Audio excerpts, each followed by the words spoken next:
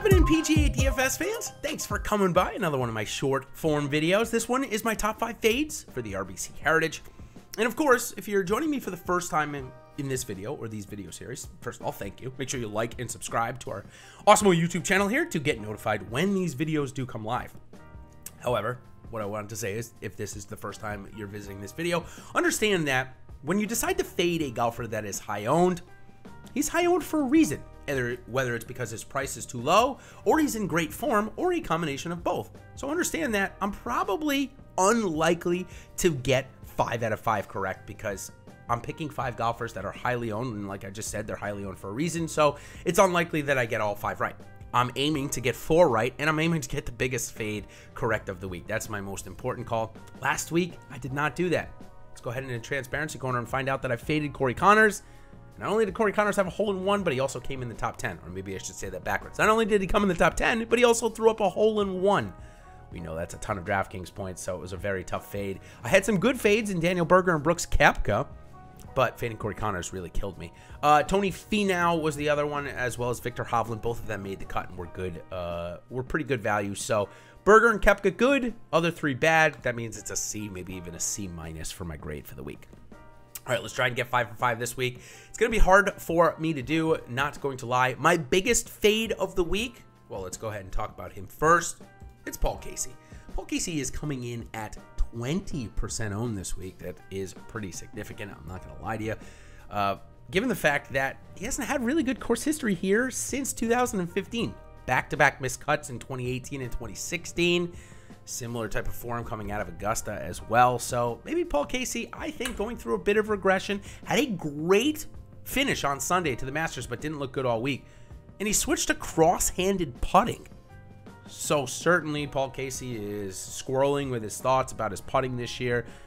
And I think that might creep into the rest of his game here this week. So for me, it's going to be a fade of Paul Casey, coming in again at 20% owned. There's a bunch of guys that are going to come in high owned in that range, and I just think that Paul Casey is the one that I want to fade the most this week. So that is what I'm going to do. Paul Casey, 20% owned. I will take the bottom side of it. Okay, the next guy that I'm going to fade, not as big of a fade, I should say, as maybe some of the other ones, but coming in at 20% owned. Now, granted, I know that he's done very well here. In fact, you know, he almost won, of course, a couple of years ago. But so Satoshi Kodaira kind of stole it from him there. And, of course, yep, I'm talking about Si-Woo Kim. Now, however, since Si-Woo Kim's second place finish there 2 years ago, he's missed the cut in back-to-back years here. Last week, we all know, or if you don't know, Si-Woo Kim will let you know that he broke his putter, had a chance, was playing really well, then broke his putter and kind of tailed off. Still ended up coming in the top 12, so a pretty good start for him. But again, I think 21% owned with golfers below him. Like, if you go check out my sleeper video, I got a couple in this range that I like. Bobby McIntyre is one of them, as is Brandon Grace, a actual former winner here who got it done. I think both of those guys are playing just as good as Si-Woo Kim. They're going to come in half, maybe even a quarter of the ownership. I think it's a great pivot off of Si-Woo Kim. If you want to play Si-Woo, I understand. Play him in your cash game formats. But in GPPs, I would, that's just what I'm doing, recommend a pivot to Bob McIntyre or Brandon Grace. Okay, for Si-Woo Kim, let's look at his strokes gained statistical notes this year. 61st off the tee, 86 on the approach, 23 around the green, and 96 putting. That's pretty good, not going to lie to you. Even for Paul Casey, who I didn't go over, he has pretty good stats as well. 75, 17, 42nd, and 74. Very good. I think it starts to regress this week. Next guy I'm going to fade, actually the next 2 are a pair of Kevins. We'll start off with Kevin Streelman first, who's coming in 7,300 this week, and is the only golfer below 7,500. Now that's below 7,500. That is projected over 10% owned. You have Chris Kirk there at 25% owned, who, not gonna lie, almost made this this video here, but probably have him around 15 to 20%. He is a good play this week, so he's not that big of a fade for me. Kevin Streelman, however, I'm probably gonna have about 5%. I don't think he's playing all that well right now. Course history, I know he had the top 10. He's a volatile guy, so I think that in more of your cash game formats, he's an easy fade. 53 and 63 for strokes gained power ranks on the ball striking side, 126 around the green, and 108 putting. The second Kevin that I'll be fading, it's not it's Kisner.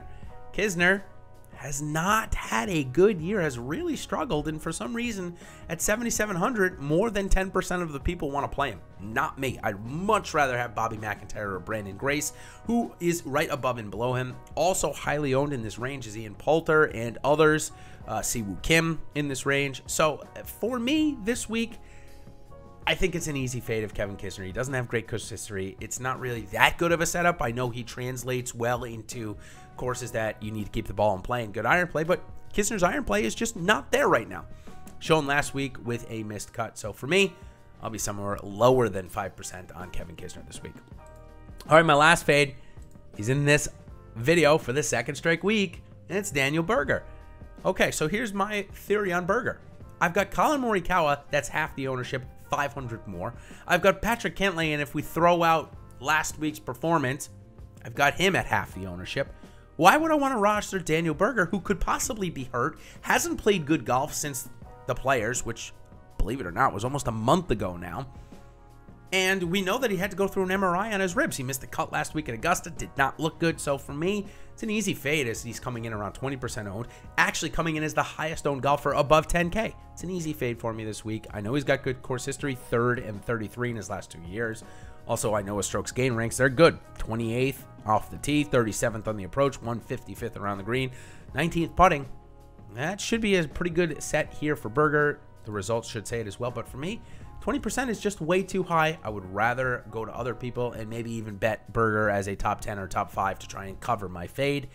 But for me, it is going to be a fade this week. Okay, let's go 5 to 1. Siwoo Kim, Paul Casey, Siwoo Kim, Kevin Streelman, Kevin Kisner, Daniel Berger. That's going to do it for my top 5 fades for the RBC Heritage. Now remember, everybody, fade at your own peril or risk, whatever you want to say, because all these guys are going to be highly owned, and they're highly owned for a reason. So just take note of that there. So until next time, everybody, we've got a week off of these videos, likely next week, as the PGA Tour has a duel or a tournament event, team event, team event that DraftKings for the last 3 years has not put out contest for. So obviously we don't cover, for the PGA DFS side, we don't cover an event that doesn't have it.